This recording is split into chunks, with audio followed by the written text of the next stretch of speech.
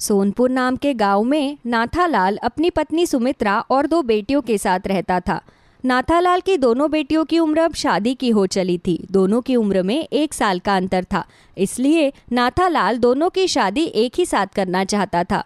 क्योंकि वो एक गरीब आदमी था, लेकिन उसकी दोनों बेटियों में से उसकी एक बेटी तो बहुत ही गोरी थी, लेकिन उसकी दूसरी बेटी का रंग काला था, जिस वजह से उसे अपनी काली बेटी के लिए रिश्ता ढूंढने में बहुत मुश्किल हो रही थी। माँ, तुम इतने दिनों से रागिनी के लिए रिश्ता ढूंढ रही हो, लेकिन कोई भी लड़का इससे शादी करने को तैयार ही नहीं होता। अगर ऐसा ही चलता रहा तो इसके चक्कर में कभी मेरी भी शादी नहीं हो पाएगी। तेरा दिमाग तो खराब नहीं हो गया है? तुझे पता भी है तू क्या बोल रही है? मुझे अच्छी तरह पता है कि मैं क्या बोल रही हूँ। तुम मुझ पर इस तरह भड़क क्यों रही हो? तुम अच्छी तरह जानती हो कि कोई भी अच्छा लड़का उससे शादी करने के लिए तैयार नहीं होगा। उसके चक्कर में तो मेरी ही उम्र निकली जा रही है। अभी पिछले हफ्ते जो लड़के वाले मुझे देखने आए थे, उनका घर परिवार कितना अच्छा था, लेकिन उनके छोटे बेटे को रागिनी पसंद नहीं आई, तो तुमने वहाँ पर मेरा रिश्ता भी टाल दिया। तेरा रिश्ता मैंने वहाँ पर इसलिए नहीं टाला कि उन लोगों को रागिनी पसंद नहीं आई थी, बल्कि इसलिए उन्हें रिश्ते के लिए मना किया क्योंकि मुझे कहीं से पता चला था कि वो लड़का ठीक नहीं है। अरे रहने दो माँ, आखिर तुम कब तक इस तरह बहाने बनाती रहोगी? खैर छोड़ो, मुझे ऑफिस जाने के लिए देर हो रही है। मैं तो अपने ऑफिस जा रही हूँ। अरे तू अकेली कहाँ जा रही है? रागिनी भी तो तेरे साथ ही ऑफिस जाएगी। अरे सॉरी प्रियंका, आज मुझे तैयार होने में थोड़ी देर हो गई। चल हम दोनों ऑफिस चलते हैं। तैयार होने में तुझे देर तो ऐसी हो गई है जैसे न जाने तैयार होकर कितनी हूर की परी लगती है। तू चाहे तैयार हो या मत हो, एक जैसे ही लगेगी, इसलिए रोज रोज तैयार होने में अपना टाइम बर्बाद मत किया कर। देखो तो जरा कैसे कैची की तरह जुबान चलाती है। ये फालतू की बकवास किए बिना तुझसे रहा नहीं जाता क्या? कोई बात नहीं माँ, प्रियंका मेरे साथ मजाक कर रही है। चलो चलते हैं। रागिनी के काले रंग की वजह से उसे बचपन से ही हर कोई ताने देता था। वो घर वालों के ताने तो फिर भी सुन लेती थी, लेकिन जब उसकी सगी बहन ही उसे उसके रंग के लिए ताने देती थी तो रागिनी को बहुत ही दुख होता था। लेकिन वो अपना दुख कभी जाहिर नहीं होने देती थी। वो हंसकर उसकी बातों को टाल देती थी। दोनों बहनें ऑफिस में पहुंचती है, तभी ऑफिस में एक नए लड़के की ज्वाइनिंग होती है। अरे शीतल, देखो तो ये नया लड़का ऑफिस में आया है। कितना हैंडसम है ना? हाँ, हैंडसम तो है। वैसे भी मेरी शादी की उम्र हो रही है, तो क्यों ना ऐसे ही किसी लड़के से शादी कर लूं? कम से कम इसकी पर्सनालिटी मेरे साथ मैच तो कर रही है। बात तो तेरी ठीक है प्रियंका, वैसे मुझे तेरी टेंशन नहीं है। तुझे तो कोई भी अच्छा लड़का मिल जाएगा। टेंशन तो मुझे तेरी बहन की है। पता नहीं उसे जिंदगी में कभी कोई लड़का मिलेगा भी या नहीं। वैसे भी जो लड़कियां दिखने में सुंदर नहीं होती, उनके हस्बैंड अक्सर उन्हें चीट करते हैं। कहीं तेरी बहन के साथ ऐसा ना हो जाए। अरे उसके साथ क्या होगा और क्या नहीं, इससे मुझे कोई मतलब नहीं है। मुझे तो सिर्फ अपने आप से मतलब है। मुझे तो बस अपनी लाइफ सेट करनी है। उसे जैसा भी पति मिले वो उसकी किस्मत है। पहली बात तो उसे पति मिल जाए, वो भी उसके लिए बहुत बड़ी बात है। रागिनी का मजाक उड़ाते हुए वो दोनों वहां पर हंसने लगते हैं। तभी थोड़े दिन बाद प्रियंका ऑफिस में आए उसी नए लड़के से अपनी बातचीत बढ़ाने लगती है। धीरे धीरे वो दोनों एक दूसरे के साथ समय बिताना भी शुरू कर देते हैं। तभी एक दिन रागिनी को प्रियंका की उस लड़के के साथ दोस्ती के बारे में पता चलता है। चलो अच्छा है, प्रियंका को इतना अच्छा लड़का मिल गया। प्रियंका इसके साथ कितनी खुश है। काश मेरे साथ भी कोई ऐसा होता जो मुझे इस तरह खुश रखता। खैर मुझे तो कोई ऐसा मिला नहीं, लेकिन मेरी बहन खुश है तो मैं भी खुश हूँ। प्रियंका को खुश देखकर रागिनी भी बहुत खुश होती है। तभी एक दिन प्रियंका ऑफिस से लीव लेती है। रागिनी घर आने के लिए बस स्टैंड पर खड़ी हुई थी। तभी उसकी नज़र उसी नए लड़के गिरीश पर पड़ती है, लेकिन उसके साथ कोई और लड़की थी जिसका उसने हाथ पकड़ा हुआ था।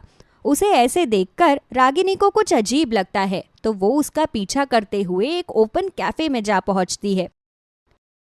हे भगवान, ये लड़का तो प्रियंका के साथ साथ एक लड़की को भी धोखा दे रहा है। इससे पहले कि बात आगे बढ़े, मुझे ये सब कुछ प्रियंका को बताना होगा। मैं ऐसे किसी लड़की के साथ अपनी बहन की जिंदगी बर्बाद नहीं होने दे सकती। एक काम करती हूँ, इस लड़के की इसके साथ फोटो क्लिक कर लेती हूँ, तभी प्रियंका मेरी बात पर यकीन करेगी। रागिनी जैसे ही अपने पर्स से अपना फोन निकालती है तो देखती है कि उसकी फोन की बैटरी बिल्कुल खत्म हो चुकी है। हे भगवान, इस फोन को भी अभी ही स्विच ऑफ होना था। लेकिन कोई बात नहीं, मैं प्रियंका को ये बात जरूर बताऊंगी। रागिनी घर जाकर ये सारी बातें प्रियंका को बताती है, लेकिन प्रियंका उसकी बातों पर यकीन करने की बजाय उसे ही बुरा भला कहने लगती है। मैं अच्छी तरह जानती हूँ कि तुमसे मेरी खुशी देखी नहीं जा रही है, इसलिए तुम ये सब कर रही हो। आज तक तुझे कोई लड़का नहीं मिला, इसलिए मेरी खुशियाँ भी तुझे अच्छी नहीं लग रही।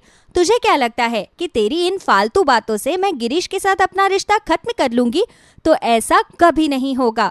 अब तो मैं गिरीश से ही शादी करूंगी और तू मेरी खुशियों को देखती ही रह जाएगी। ये सब तुम क्या बोल रही हो प्रियंका? तुम मेरी बहन हो, मैं हमेशा तुम्हारे लिए अच्छा सोचती हूँ। तुम ऐसा सोच भी कैसे सकती हो कि मैं तुम्हारे लिए कुछ बुरा सोचूंगी?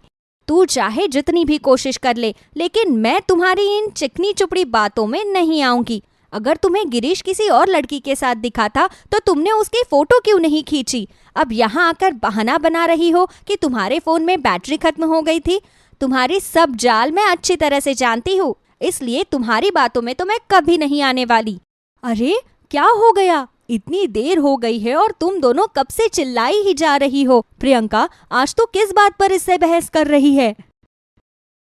कुछ नहीं माँ, बस मैं तो तुम्हें ये बताने वाली थी कि अब तुम्हें मेरे लिए रिश्ता ढूंढने की कोई ज़रूरत नहीं है, क्योंकि मैं एक लड़के को पसंद करती हूँ। वो मेरे ऑफिस में ही काम करता है और वो बहुत अच्छा लड़का है, इसलिए तुम भी उससे मिल लो। अच्छा, अगर ऐसी बात है तो ठीक है, एक बार उसे घर पर बुला लो। लेकिन प्रियंका, देखो, अब मैं तुम्हारी कोई बकवास नहीं सुनने वाली। मुझे अच्छी तरह पता है कि तुम भी गिरीश को पसंद करती हो, इसलिए मुझे उसके खिलाफ भड़का रही हो। माँ, तुम इसे अच्छी तरह से समझा दो कि ये मेरे गिरीश से दूर रहे। खैर, ये उससे दूर रहे या ना रहे, गिरीश तो इससे दूर ही रहेगा, क्योंकि ये मुंह लगने लायक ही नहीं है। ये सब क्या हो रहा है? कुछ नहीं माँ, जाने दो, कुछ भी नहीं हो रहा। रागिनी प्रियंका को समझाने की बहुत कोशिश करती है, लेकिन वो तो उसकी एक बात भी नहीं सुनती। अगले हफ्ते गिरीश उनके घर आता है तो शादी के लिए प्रियंका के मम्मी पापा गिरीश के साथ प्रियंका का रिश्ता पक्का कर देते हैं। कुछ दिन बाद उनके घर पर उनकी एक पड़ोसन शारदा आती है। अरे शारदा बहन, बड़े दिनों बाद आना हुआ।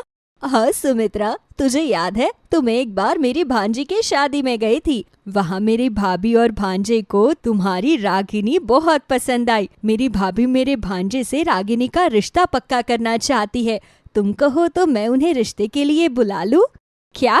मुझे तो लगा था इसको कभी कोई पसंद ही नहीं करेगा, लेकिन इसके लिए सामने से रिश्ता आ रहा है, तब तो लड़के में जरूर कोई ना कोई कमी ही होगी, वरना इस कल्लो से कौन शादी करेगा? क्या?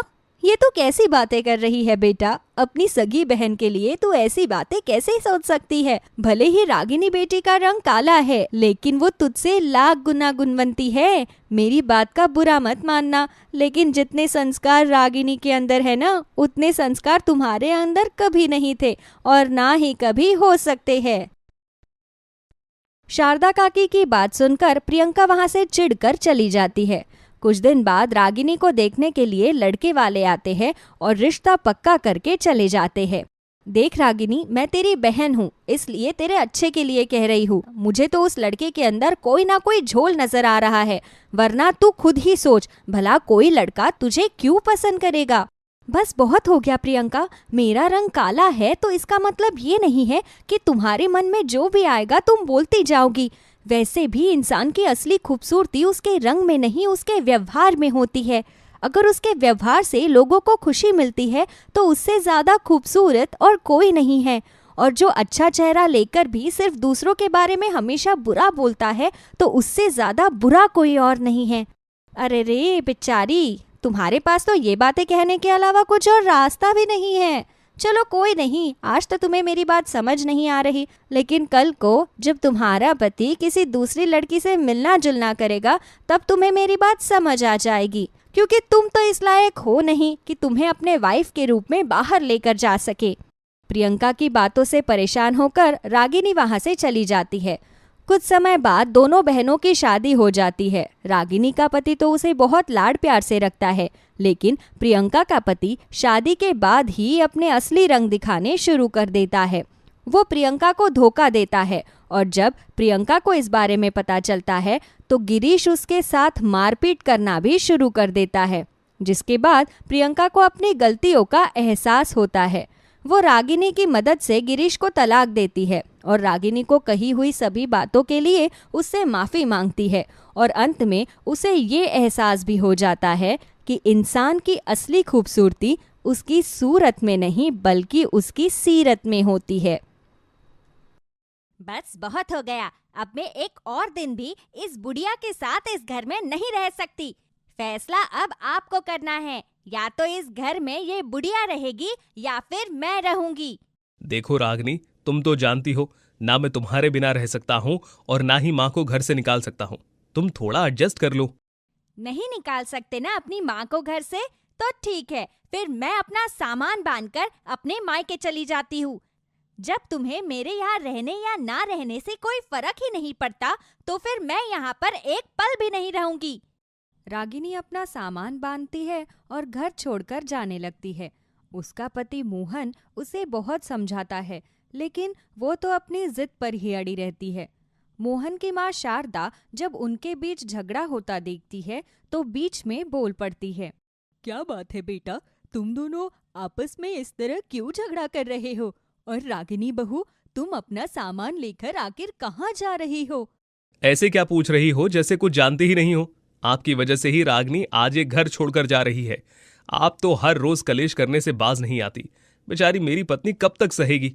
आपकी वजह से आज हम दोनों पति पत्नी का रिश्ता खराब हो गया। रागिनी अक्सर मोहन को उसकी माँ के लिए बहुत भड़काती थी, जिसका असर शारदा को उसके शब्दों में ही दिख गया। वो अपनी वजह से अपने बहू बेटे की तकरार का कारण नहीं बनना चाहती थी, इसलिए उसने खुद ही घर छोड़ने का फैसला कर लिया। अगर मेरी बहू को मेरी वजह से ये घर छोड़ना पड़ रहा है तो मैं ही यहाँ से हमेशा के लिए चली जाती हूँ। भगवान तुम दोनों को खुश रखे। शारदा अपना सामान लेकर घर छोड़कर चली जाती है।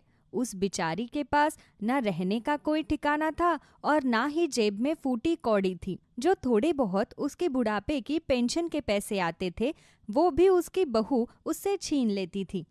भटकती भटकती शारदा एक छोटे से गांव में पहुंची। वहां पर एक मंदिर था। थकी हारी शारदा जाकर मंदिर की सीढ़ियों पर बैठ गई। वहीं पर कुछ लोगों ने उसे थोड़ा बहुत खाने को दे दिया। शारदा अब मंदिर में ही अपना सारा समय बिताने लगी। वो पूरा दिन वहीं बैठी रहती। कोई कुछ खाने को देता तो उसे खा लेती और वहीं पर सो जाती। तभी मंदिर के पास गोभी पराठे का एक नया ठेला खुला। उस ठेले से गोभी पराठे की बहुत अच्छी खुशबू आ रही थी, जिस वजह से शारदा का मन उस गोभी पराठे को खाने का कर गया। लेकिन उसके पास उसे खरीदने के पैसे नहीं थे। वो बहुत ही लालसा से उन पराठों को देख रही थी। तभी पराठे वाले की नजर शारदा पर पड़ी। ये माँ जी बहुत देर से मेरे ठेले को देख रही हैं। लगता है इन्हें गोभी के पराठे खाने का बहुत मन कर रहा है। ये सोचकर ठेले वाला कुछ गोभी के पराठे लेकर शारदा के पास आया। माँ जी, मुझे पता है कि आपको गोभी के पराठे खाने का बहुत मन कर रहा है। ये लीजिए, मैं आपके लिए कुछ गोभी के पराठे लेकर आया हूँ। इन्हें खा लीजिए। लेकिन बेटा, मेरे पास तुम्हें देने के लिए बिल्कुल पैसे नहीं हैं। कोई बात नहीं माँ जी, मुझे आपसे पैसे नहीं चाहिए। ठेला वाला शारदा को पराठे देकर वहां से चला गया। शारदा ने पराठा खाया और थोड़ा पराठा उसने एक कुत्ते को खाने के लिए डाल दिया। उसे वो पराठा खाकर अपने हाथ के बने गोभी के पराठे की याद आ गई, क्योंकि वो भी बहुत ही स्वादिष्ट गोभी के पराठे बनाती थी। उसने मन ही मन सोचा, आखिर मैं कब तक ऐसे ही मंदिर के बाहर अपना जीवन बिताऊंगी? मुझे अपना गुजर बसर के लिए कुछ ना कुछ तो करना ही पड़ेगा। मुझे भी बहुत ही स्वादिष्ट गोभी के पराठे बनाने आते हैं। इस बार जब मेरी पेंशन आएगी तो मैं अपने पेंशन के पैसों से गोभी के पराठे बनाऊंगी और उन्हें बेचूंगी। शारदा ने कुछ दिन इंतजार किया। कुछ दिन बाद उसकी पेंशन आई, लेकिन वो बहुत ही कम थी। तो उसने कुछ महीने तक अपनी पेंशन के पैसे को जोड़ा और जब उसके पास ठीक ठाक पैसे जमा हो गए तो उसने उन पैसों से गोभी के पराठे का ठेला लगाया। लेकिन नया ठेला होने के कारण ज्यादा लोग उसके पास नहीं आ रहे थे, तो शारदा को बहुत ही चिंता सताने लगी। हे भगवान, अगर कोई मेरे ठेले पर पराठे खाने नहीं आया तो मेरा बहुत नुकसान हो जाएगा। शारदा परेशान थी। तभी उसके ठेले पर एक लड़का गोभी का पराठा खाने आया। काकी, मुझे जल्दी से 2 गोभी के पराठे दे दो, बहुत भूख लग रही है। बस अभी देती हूँ बेटा, ये लो। शारदा उसे पराठा देती है। वो जैसे ही पराठे को खाता है तो वो उसे बहुत ही स्वादिष्ट लगता है। अरे वाह अम्मा, क्या स्वादिष्ट गोभी का पराठा बनाया है आपने। जब मेरी माँ जिंदा थी तो वो भी मेरे लिए ऐसा ही स्वादिष्ट गोभी का पराठा बनाती थी। आज बहुत समय बाद किसी के हाथ के गोभी के पराठों में माँ के हाथ वाला स्वाद मिल गया। तुमने ये बात बोलकर मुझे मेरे बेटे की याद दिला दी बेटा। उसे भी मेरे हाथ के गोभी के पराठे बहुत पसंद थे। बहुत पसंद थे? मतलब आपका बेटा तो ठीक है ना? हाँ बेटा, मेरा बेटा बिल्कुल ठीक है। बस अब वो मेरे साथ नहीं रहता। सास बहू के झगड़े में मुझे अपना घर छोड़ना पड़ा। बड़ा ही दुख हुआ सुनकर। अच्छा अम्मा, अब मैं चलता हूँ, आज मेरा जॉब इंटरव्यू है। अपना आशीर्वाद दे दो कि आज मेरी नौकरी लग जाए। बिल्कुल बेटा, तुम्हें जरूर नौकरी मिल जाएगी, मेरा आशीर्वाद है। गोभी पराठा खाकर वो लड़का वहां से चला जाता है। उसके बाद धीरे धीरे करके शारदा के ठेले पर लोग पराठा खाने आने लगते हैं। उस लड़के की भी वहां पर नौकरी लग जाती है। अब वो हर रोज लंच टाइम में शारदा के पास गोभी पराठे खाने आता और उससे अपनी सभी बातें बांटता। उसे शारदा के भीतर बिल्कुल अपनी माँ की छवि दिखाई देती थी। एक दिन शारदा की तबीयत खराब हो गई, जिस वजह से वो अपना गोभी पराठे का ठेला नहीं लगा पाई। वो लड़का पराठे खाने आया तो शारदा वहां नहीं थी। ऐसे ही वो 1 हफ्ते तक हर रोज वहां आता रहा, लेकिन उसे शारदा और उसका ठेला नहीं मिला। वो उसके लिए चिंतित होने लगा। तभी उसने आसपास के लोगों से शारदा के बारे में पूछना शुरू किया। भैया, हमें नहीं पता कि वो बूढ़ी काकी कहाँ रहती है, पर सुना है कि अंदर वाले गांव में झोपड़ी बनाकर रहती है। आपको उनसे मिलना है तो खुद ही उन्हें ढूंढना पड़ेगा। अच्छा ठीक है भैया, धन्यवाद। उस लड़के का नाम किशोर था। वो अंदर वाले गांव में शारदा को ढूंढने के लिए निकल पड़ा। उसने गांव के लोगों से शारदा के बारे में पूछताछ की तो उसे शारदा की झोपड़ी का पता मिला। उसने झोपड़ी पर जाकर उसका दरवाजा खटखटाया। शारदा ने दरवाजा खोला तो वो किशोर को सामने देखकर बहुत खुश हुई। अरे बेटा, तुम यहाँ? तुम्हें मेरी झोपड़ी का पता कहाँ से मिला? बस लोगों से पूछते पूछते आप तक पहुंच गया। इतने दिनों से आपने अपना ठेला नहीं लगाया तो मुझे चिंता होने लगी। आप इतने दिनों से ठेला क्यों नहीं लगा रही? बस क्या बताऊँ बेटा, 1 हफ्ता हो गया, मेरा बुखार ठीक ही नहीं हो रहा। ठेला लगाने की बिल्कुल भी हिम्मत नहीं है। ऐसे में मैं कैसे काम करती? माँ जी, यहाँ पर तो आपका ख्याल रखने के लिए कोई भी नहीं है। मुझे आपके लिए बहुत बुरा लग रहा है। अगर आप बुरा ना माने तो आप मेरे साथ मेरे घर रहने चलो। वैसे भी आपको देखकर मुझे मेरी माँ की याद आती है। अगर आप मेरे साथ मेरे घर में रहोगी तो मुझे बहुत खुशी होगी। लेकिन बेटा। लेकिन वेकिन मैं कुछ नहीं जानता। सोच लेना कि आपने अपने इस बेटे को गोद लिया है। भले ही आपके अपने सगे बहू बेटे ने आपको घर से निकाल दिया हो, लेकिन मैं आपको दिल से अपनी माँ मानता हूँ। किशोर शारदा को लेकर अपने घर चला जाता है। वो उसकी बीमारी में खूब अच्छी तरह उसकी देखभाल करता है। जब शारदा की तबीयत बिल्कुल ठीक हो जाती है तो वो फिर से अपना गोभी पराठे का ठेला लगाना शुरू कर देती है। तभी एक दिन उसकी दुकान पर 2 भूखे भिखारी पति पत्नी आते हैं। शारदा जब उन दोनों की तरफ देखती है तो उन्हें देखकर शारदा के होश उड़ जाते हैं। मोहन बेटा, रागिनी बहू, ये सब क्या हो गया? आखिर तुम दोनों की हालत ऐसी कैसे हो गई? माँ जी, हमारी इस हालत के जिम्मेदार हम खुद ही है। ये सब कुछ मेरी ही वजह से हुआ है। मैंने आपके साथ जो किया, उन्हीं कर्मों का फल आज हमें भुगतना पड़ रहा है। हाँ माँ, माँ तो इस संसार में भगवान का रूप होती है। हमने तुझे घर से निकाल कर तेरे साथ बहुत बुरा किया। तेरे जाने के बाद हमने सोचा कि घर बेचकर एक अच्छा फ्लैट ले लेते हैं ताकि तू कभी चाहकर भी हमें ना ढूंढ पाए। उस प्रॉपर्टी डीलर ने हमारा घर और दुकान बिकवा दिए। उसने हमें कैश में सारे पैसे भी दिए। हमने पैसों को घर की तिजोरी में रखा, लेकिन उसी रात घर में चोरी हो गई और हम सड़क पर आ गए। शारदा को अपने बहू बेटे की ऐसी हालत देखकर उन पर बहुत तरस आता है। वो उन्हें अपने पास बैठाती है और उन्हें गोभी का पराठा खाने के लिए देती है। तभी वहाँ पर किशोर भी अपना दोपहर का खाना खाने के लिए आता है। माँ, मेरे लिए पराठे बना दो। माँ, ये कौन है माँ जो तुम्हें अपनी माँ कह रहा है? मोहन की बात सुनकर किशोर चौंक जाता है। तभी शारदा उन दोनों को सब कुछ समझाती है। सब कुछ जानने के बाद किशोर बेहद गुस्से में मोहन से कहता है, आज तुम लोगों से तुम्हारा सब कुछ छिन गया तो तुम शारदा माँ से माफी मांग रहे हो, वरना तो तुम लोगों को कभी अपनी गलती का एहसास तक नहीं होता। हम जानते हैं भैया, लेकिन हमें अपनी गलती पर बहुत बड़ा पछतावा है। हम सच में अपने किए के लिए बहुत शर्मिंदा हैं। मैं तुम जैसे लोगों पर कभी भरोसा नहीं कर सकता। आज तुम्हारे हालात बुरे हैं तो माँ से माफी मांग रहे हो, कल को तुम्हारे हालात अच्छे हो जाएंगे तो फिर इनके साथ ऐसा ही करोगे। तुम गुस्सा मत करो किशोर बेटा, मैं अपने बहू बेटे की ऐसी हालत नहीं देख सकती। बेटा, मैंने अपने इस पराठे के ठेले से कुछ पैसे कमाकर जमा किए हैं।